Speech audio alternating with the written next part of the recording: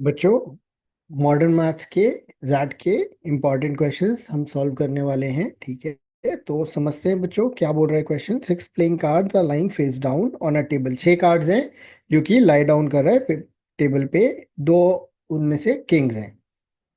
2 cards are drawn at random. 2 card हमने draw किया। Let A be the probability that at least one of the card drawn is a king. कम से कम एक king आया है।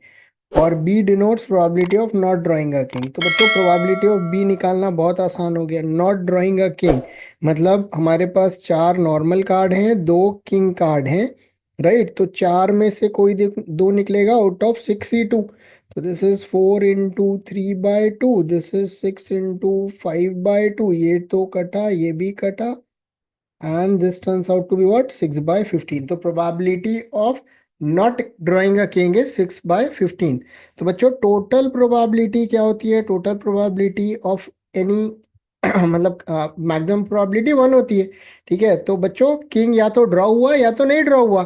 पहला वाला क्या बोल रहा है? कम से कम एक किंग आए, तो उसमें क्या होता है? एक किंग या 2 किंग, राइट। और उसके अलावा क्या बचा? Not drawing a king. तो इसका मतलब पी ए प्लस पीबी पूरा कंप्लीट हो सेट बन जाएगा और 1 प्रोबेबिलिटी आएगा। पीबी का वैल्यू अपने को पता है कितना है, 6/15। तो पीए का वैल्यू कितना हो गया? 1 - 6/15 और 9/15। अपने को बोला है पीए बाय पीबी निकाल दो, तो 9/15 डिवाइडेड 6/15, ये दोनों कट गया। 3 3 जा so the answer is 3/2 और 1.5 which is option number E। Hopefully बच्चों इजी क्वेश्चन था, सिंपल क्वेश्चन था और आपसे भी ये बन जाएगा। Thank you guys. बच्चों, क्वेश्चन नंबर 2 सॉल्व करते हैं। तो क्या बोल रहा है? In a locality there are 10 houses in a रो।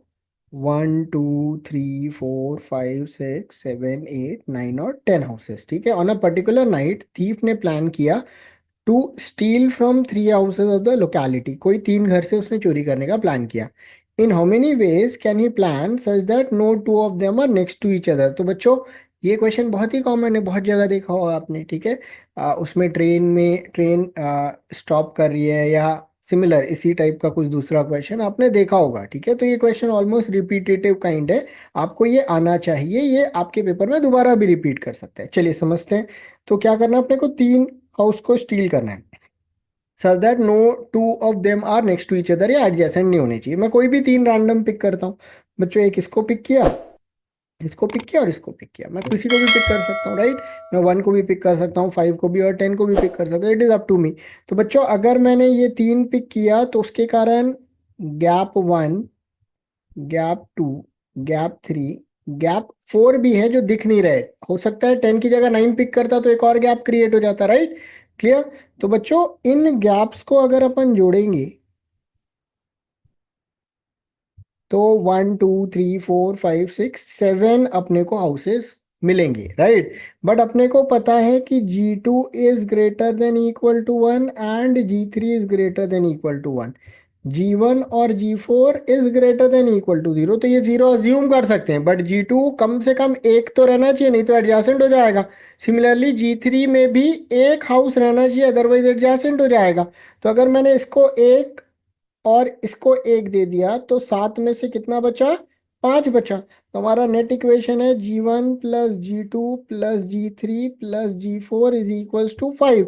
कभी भी बच्चों A + B for x terms या r terms is equals to n, तो इसका सोल्यूशन क्या होता है? n + r - 1 c r - 1, जहाँ पे A B C everything right is always greater than equal to 0। ये वाला कंडीशन सब में होल्ड करता है। अभी इसमें भी यही कंडीशन होल्ड करने लगा है। तो इसका आंसर कितना होगा? 5 + 4 - 1 c 4 - 1 9 - 1 8 c 3 8 into 7 into 6/6 which turns out to be 56 and option A is the right answer। Hopefully बच्चों आपको समझ में आया होगा और आप फ्यूचर में इस टाइप के क्वेश्चन मैनेज कर पाओगे। Thank you. चलिए बच्चों, इस क्वेश्चन को समझते हैं। क्वेश्चन क्या बोल रहा है? Rohan and Vikas decided to play a game which involve flipping a coin. In a round Rohan gives ₹5 to Vikas. Rohan जो है विकास को ₹5 देगा अगर टेल आ गया, for tail, right. Whereas Vikas is going to give ₹2 to Rohan, if the coin shows head, अगर head आ गया तो they start the game with a bias coin, coin bias है, in which head is likely to occur 50% more time than tail. Head जो है 50 गुना ज्यादा आएगा बच्चों। Probability of head plus probability of tail is 1, right. दो ही outcome थे, हेड या टेल, इनका प्रोबेबिलिटी ऐड करने पे कितना होगा, 1 होगा। अब बोल रहा है कि हेड जो है टेल से 50% ज्यादा है, तो let the probability of tail be x, so probability of head would be x plus x by 2 और 3x by 2, 50% ज्यादा कर दिया हमने। इन दोनों को ऐड करेंगे तो हमको क्या मिलेगा बच्चों, 1 मिलेगा। तो बच्चों 5x/2 इज 1 और x is equals to what, 2/5। तो बच्चों इस कॉइन में probability of tail is what, 2/5। Probability of head would become what, probability of head is 3/2 into x. तो ये कितना हो गया, 3/5, या 1 में से 2/5 घटा दोगे तो हेड का प्रोबेबिलिटी आ जाएगा। तो अपने को हेड और टेल का प्रोबेबिलिटी तो मिल गया, ठीक है। अब क्या बोल रहा है, if initially each of the two had 50 rupees, तो इनिशियली रोहन के पास भी 50 रुपए था और विकास के पास भी 50 रुपए था। Then what is the probability that the end of 10th round Vikas के पास 80 रुपए हो जाए। तो इसका मतलब at the end of 10 round Vikas को कितना रुपए का गेन हो, 30 रुपीज का गेन मिनिमम हो, ठीक है। तो बच्चों ये कैसे हो सकता है, तो विकास 5-5 रुपए के हिसाब से, अगर बच्चों 6 थ्रो भी रहेगा तो 30 रुपीज ही गेन कर पाएगा। अगर विकास टेल 6 बार आया, 7 बार टेल आया तो विकास को कितना मिलेगा, 35। और 3 बार हेड के कारण इसको -2, 3 बार हो गया तो -6, तो उस केस में 29 रुपीज ही मिलेगा। अभी भी 30 का सरप्लस नहीं हो रहा है, उसको कम से कम 30 rupees, this should be greater than equal to 30, कम से कम 30 रुपए तो मिलना चाहिए, राइट। तो उस केस में अगर 8 टेल आएगा तो इसको मिलेगा 40 रुपीज, और 2 हेड आएगा तो इसका -4 हो जाएगा, मतलब 36। तो 8 टेल आ जाए या 9 आ जाए या 10 का 10 टेल आ जाए तो भी विकास को कम से कम 30 रुपए तो मिलेगा ही मिलेगा। तो हमको यही निकालना है। तो बाइनोमियल डिस्ट्रीब्यूशन से इसको सॉल्व करेंगे बच्चों। तो बाइनोमियल डिस्ट्रीब्यूशन से कैसे सॉल्व होगा समझते हैं, राइट। सो मैं यहाँ पे एक छोटे से एरिया में लिख दे रहा हूँ। सो हेड का प्रोबेबिलिटी एंड सॉरी टेल का प्रोबेबिलिटी इज 2/5 एंड हेड का probability is 3/5 and there are 10 tosses. तो बच्चों 10C0, 10 के 10 टेल आ गए तो इसको तो बहुत फायदा हो गया। 10C1, 9 टेल आ गया, राइट, और एक हेड आ गया। इस केस में भी उसको 30 रुपए से ज्यादा का प्रॉफिट हो जाएगा। 10C2, 2/5 to the power 8 into 3/5 का स्क्वायर, राइट। तो बच्चों ये तीनों को अगर अपन ऐड कर देंगे तो हमको आंसर मिल जाएगा। चलिए इन तीनों को ऐड करते हैं। I just take another page, ठीक है, जहां पे मैं इसको सॉल्व कर देता हूँ, ठीक है। तो लेट मी कट दिस,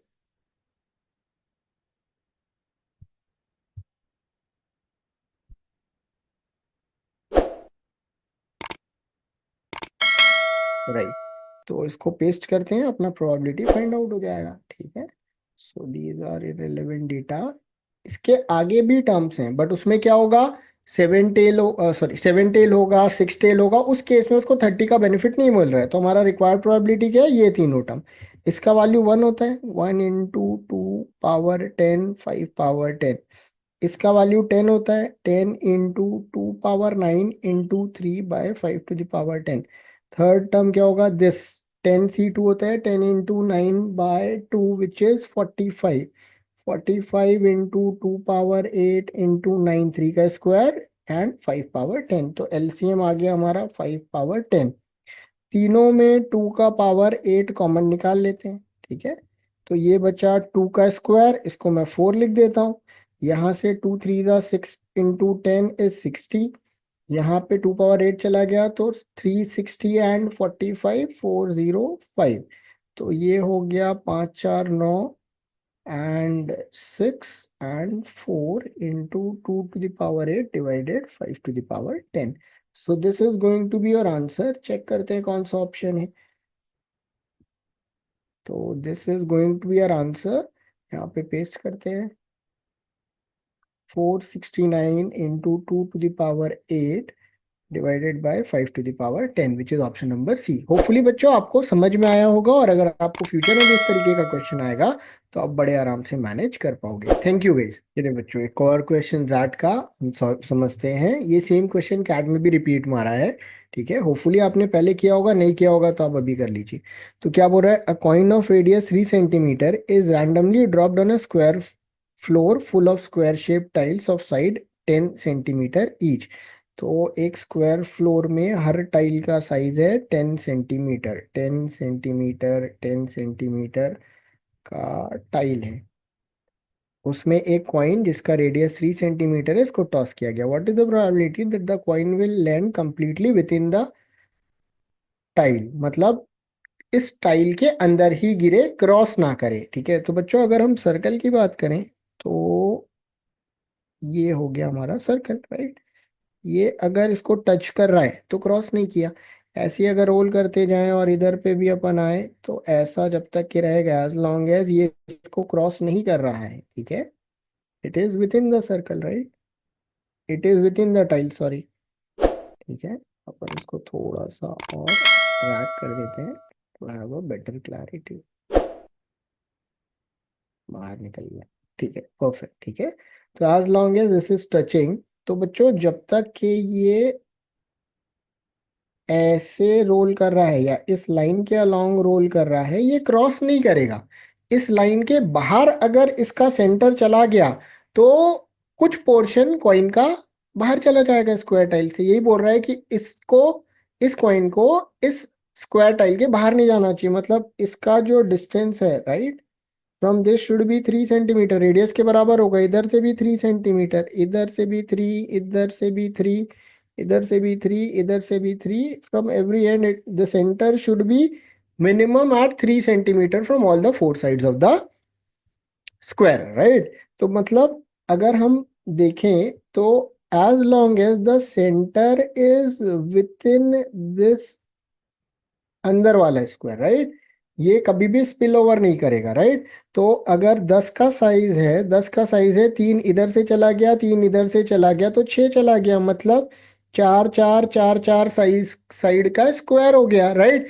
तो जब तक कि ये इस 16, इसका सेंटर इस 16 वाले स्क्वायर की या तो बाउंड्री पे है या इसके अंदर है, कॉइन कभी भी स्पिल नहीं होगा। इसका मतलब अगर हम प्रोबेबिलिटी की बात करें तो प्रोबेबिलिटी क्या होता है, favourable by total number of event, right. तो फेवरेबल क्या है, as long as it is within the area 4x4, और टोटल कितना है 10x10, तो 16/100, तो रिक्वायर्ड प्रोबेबिलिटी कितनी होगी 0.16। होपफुली बच्चों आपको समझ में आ गया होगा इसको कैसे सॉल्व करना है, और फ्यूचर में भी आप इसको मैनेज कर पाओगे। Thank you guys. चलिए बच्चों नेक्स्ट क्वेश्चन देखते हैं क्या बोल रहा है।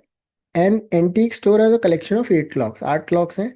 Eight a particular moment the display times on 7 of the, 7 clock का टाइम दिया हुआ है, एक दिया है 155, इंक्रीजिंग ऑर्डर में दिया है, right, 211, 224, 245, 319, 414। If the displayed times of all 8 clock form a mathematical series, तो ये जो है ये एक सीरीज है बोल रहा है। Then what is the displayed time on the remaining, एक सिंगल क्लॉक में कौन सा टाइम है। तो बच्चों देखते हैं इसमें क्या क्या डिफरेंस है इन दोनों के बीच में। 5 और 3, 8 मिनट का डिफरेंस है, इसमें भी 8, इसमें 13, इसमें 11, इसमें नहीं 11 नहीं है, this is 21, right, this is 45, 15 and 19, 34, and this is 55, right, 5 कम है 19 से, ठीक है।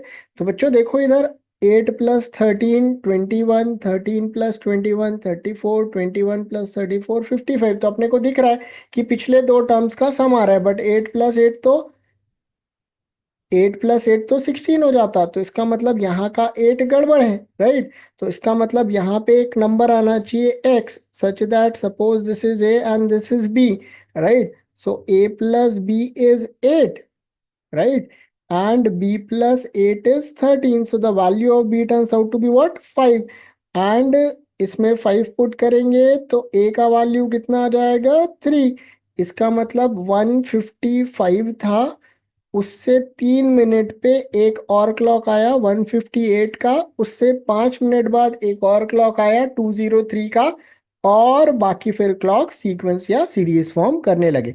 तो अगर हम थोड़ा सा ब्रेन लगाते तो ये सीरीज बड़ी आसान सीरीज है, फिबोनाची पे बेस्ड है बच्चों, ठीक है। फिबोनाची बहुत कॉमन सीरीज है, बहुत कॉम्प्लिकेटेड सीरीज नहीं दिया था। देखते ही समझ में आ रहा है, 3+5 is 8, 5+8 is 13, 8+13 21 and so on. So हमको पता चल गया कि जो मिसिंग क्लॉक है उसमें कितना बजा था, 158। होपफुली बच्चों आपसे सॉल्व हुआ होगा, और नहीं भी हुआ होगा तो अब आप समझ गए होंगे। Thank you guys. चलिए बच्चों, एक और बहुत ही इजी टाइप का क्वेश्चन है, सीरीज का क्वेश्चन है। पाँच पाँच के डिफरेंस में टर्म्स हैं, आई would say one of the easiest question, अभी जितने भी क्वेश्चन करेंगे उनमें इजियर है, ठीक है। तो अगर अपन देखें तो -100 -5 5 इंक्रीज होते जा रहा है। तो बच्चों -100 प्लस -95 ये तो चल ही रहा है, राइट। जीरो आएगा बीच में, फिर क्या आएगा, 90 आएगा, 95 आएगा, 100 आएगा। तो अगर अपन इसको देखें तो ये सब कट जाएगा और इनका नेट रिजल्ट तो जीरो आ जाएगा। इसका मतलब हमारे पास और क्या बचा, 105, 110, 115 एंड 120, यही चार नंबर बच गए, इन्हीं को ऐड करना है। This is 230 and this is 220, तो टोटल कितना हो गया, 450। Hence option D is going to be the right answer. I would say one of the easiest question जो कि शायद जाट में अपीयर किया होगा। होपफुली आपको समझ में आया होगा, आप एपी वगैरह भी लगा सकते हो, बट अननेसेसरी कॉम्प्लिकेट मत करना, ये ज्यादा इजी मेथड था। Thank you guys. चलिए बच्चों, इस क्वेश्चन को समझते हैं, जाट का ही प्रीवियस ईयर क्वेश्चन है, सिंपल क्वेश्चन है। क्या बोल रहा है, F x is equal to something like this and A B are positive real number if f of fx is 9x plus 8, then the value of a plus b। तो बड़ा simple सा question है बच्चों, function बहुत easy आता है, आप कभी भी लीव नहीं करिएगा फंक्शन को, ठीक है। यूजुअली फंक्शन के क्वेश्चन चाहे कैट हो चाहे जैट हो, इजी ही सेट करता है। चलिए इसको समझते हैं। तो बच्चों f ऑफ x दिया हुआ है ax प्लस बी, राइट।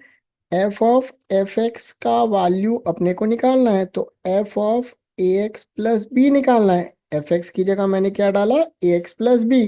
तो बच्चों इसमें जिधर भी एक्स है उसकी जगह क्या आ जाएगा, ए एक्स प्लस बी आ जाएगा। तो a times of A x plus b हो जाएगा इसका वैल्यू, या f of F x is going to be a square x plus ab plus b and this is given as what, 9x plus 8। a और b कैसे number है, positive number है। अपन compare करते हैं तो x वाला x के बराबर होगा, इसका मतलब a स्क्वायर किसके बराबर होगा, 9। या a का वैल्यू ±3 आता, but because a is positive so I write a as 3, राइट। This becomes what, A B plus B, ये कांस्टेंट टर्म 8 के बराबर है, ए की जगह 3 डालते हैं तो 3b प्लस बी इज 8, या 4b इज इक्वल्स टू 8, या b का वैल्यू कितना आ गया, 2। हमसे क्या पूछा है, a प्लस बी, तो 3 plus 2 is what, 5। Hence option C is the right answer. बहुत ही इजी क्वेश्चन था बच्चों, बहुत आसान क्वेश्चन था, होपफुली आपसे बना होगा। और आपने अगर नहीं भी बना होगा तो आपने इसको सोल्यूशन को देख के समझ लिया होगा, तो फ्यूचर में आप सॉल्व कर पाओगे।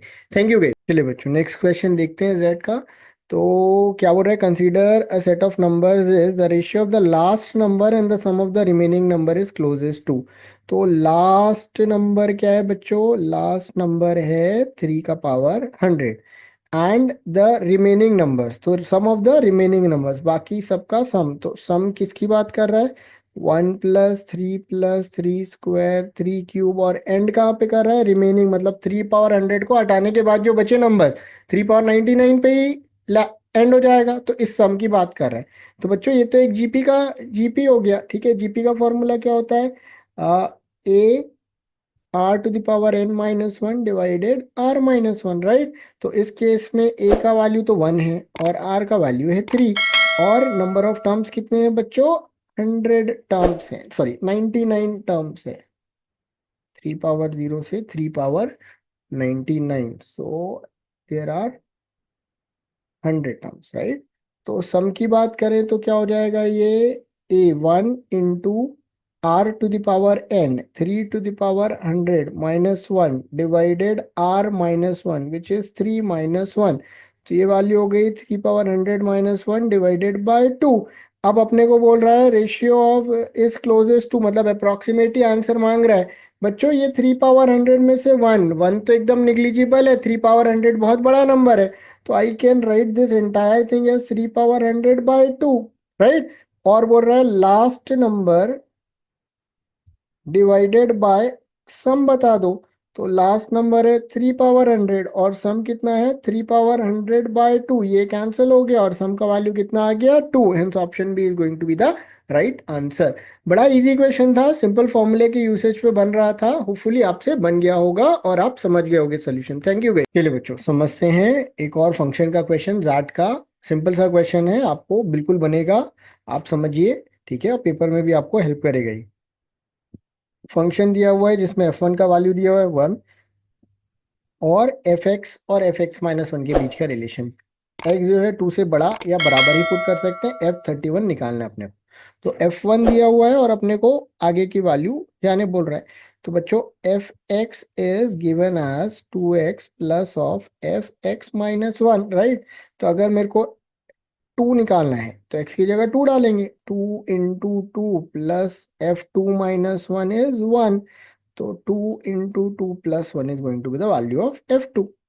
f3 अगर निकालना है तो 2 × 3, x की जगह 3 डाल देंगे, 3 डालेंगे तो ये f2 के बराबर हो जाएगा, 2 × 3 + 2 × 2 + 1, राइट। f4 निकालना होगा तो 2 × 4 + f3, so this becomes what 2 × 4, 2 × 3 + 2 × 2 + 1।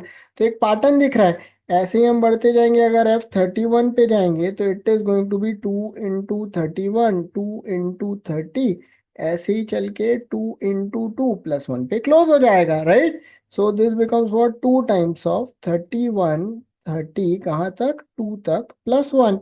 बच्चों ये एक एपी है, एपी है जिसमें नंबर ऑफ टर्म्स 30 है, 1 से चालू होता और 31 पे एंड करता, तो 31 टर्म्स होते। बट 2 से चालू हो रहा है तो 30 टर्म्स हैं।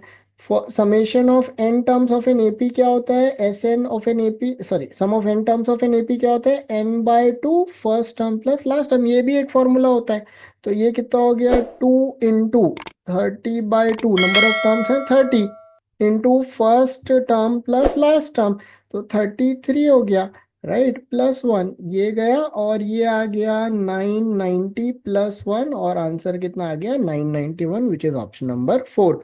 होपफुली बच्चों आपको समझ में आया होगा और आप इस टाइप के क्वेश्चन को बड़े आराम से मैनेज कर पाओगे। Thank you guys. चलिए बच्चों जाट का another question, very simple question guys, function का क्वेश्चन है। मैं फंक्शन के आपको 2-3 पैटर्न के क्वेश्चंस करवा चुका हूँ, प्लस मैंने जो कैट के लास्ट 100 क्वेश्चंस करवाए थे वो भी बड़े इंपॉर्टेंट है बच्चों, वो भी अच्छे डिफिकल्ट लेवल के क्वेश्चन है। तो जाट में आपको उसी लेवल के क्वेश्चंस मोर और लेस मिलेंगे, तो मैं आपको बोलूंगा कि आप उन क्वेश्चंस को भी बिल्कुल देख लीजिए, आपको क्वेश्चन उसी पैटर्न के मिलने वाले हैं। चलिए समझते हैं बच्चों क्या बोल रहा है। एक फंक्शन दिया हुआ है, एक दूसरा फंक्शन दिया हुआ है और उन दोनों में कांस्टेंट है k1 k2 और k2 - k1 निकालने बोल रहा है। तो बच्चों देखो फंक्शन एफ एक्स ही है, या इसको अगर अपन जीरो करें तो x² - 1, अगर जीरो करें तो x² को क्या पुट करना पड़ेगा 1, तो ये क्या हो जाएगा f(0), राइट, ये पूरा 0 हो गया। और x² राइट साइड में 1 पुट करेंगे तो x⁴, या let me explain it very properly, ठीक है। तो एक बार इसको लिख देते हैं x² - 1 x⁴ - 7x² + k1। So if I am going to put x² - 1 as 0, this becomes what f(0) और एक्स स्क्वायर बिकम्स व्हाट 1, तो ये एक्स स्क्वायर का स्क्वायर है, तो इसका मतलब ये 1 का स्क्वायर है। ये हो गया 7 × x², की जगह 1 पुट करेंगे और k1 आ जाएगा। तो k1 इसका वैल्यू आ गया k1 माइनस ये 1 है और ये -7 है, तो k1 - 6 f(0) का वैल्यू आ गया पहले वाले फंक्शन से, ठीक है। f(0) हम दूसरे फंक्शन से भी लाएंगे, दोनों को इक्वेट कर देंगे, k2 - k1 आ जाएगा।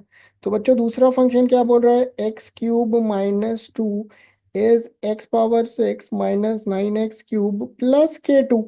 इस फंक्शन की बात करें और इस पे अगर हम फोकस करें, राइट, तो इस केस में अगर मेरे को इसको 0 बनाना है तो x³ - 2 को 0 करना पड़ेगा या x³ को क्या करना पड़ेगा 2 रखना पड़ेगा। तो लेफ्ट साइड में f(0) हो गया और ये वाला पार्ट है x³ का स्क्वायर, तो इसकी जगह मैं लिखूंगा 2 का स्क्वायर माइनस 9x³, x³ की जगह 2 डाल दिया प्लस k2, तो 18 - 4, सो k2 - 14 हो गया, 18 - सॉरी -18 प्लस 4 इज -14। अब बिकॉज दोनों जगह से मैंने F0 का ही वैल्यू निकाला है तो इसका मतलब ये दोनों बराबर है। इसका मतलब K1 - 6 is K2 - 14। K2 - K1 निकालना है। K2 - K1 इज 14 - 6 और 8, hence option C is going to be the right answer. Hopefully बच्चों समझ में आया होगा और आप इस टाइप के क्वेश्चन को फ्यूचर में मैनेज कर पाओगे। Thank you guys.